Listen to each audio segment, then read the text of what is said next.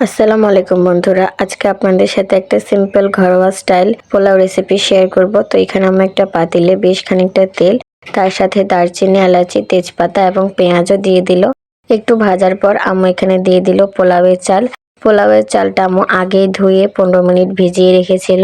তারপর এখানে আদা বাটা, জিরা বাটা, রসুন বাটা সব দিয়ে তারপর দিল আম্মু একটু লবণ স্বাদ মতো। তারপর আম্মু এখানে বেশ খানিকটা দুধ দিয়ে দিল।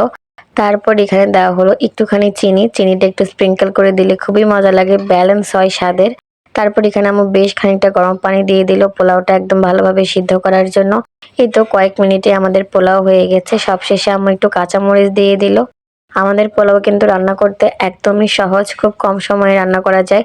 আর এটা একদম সিম্পল একটা পোলাও, একদম মনে হবে না যে আপনি খুব মশলাযুক্ত কিছু খাচ্ছেন। রোস্টের সাথে এরকম একটা পোলাও খেতে খুবই মজা লাগে। সেই সাথে আপনাদেরকে একটু দুপুরের লাঞ্চটাও শেয়ার করে দিলাম। কেমন লাগলো কমেন্টে জানাবেন।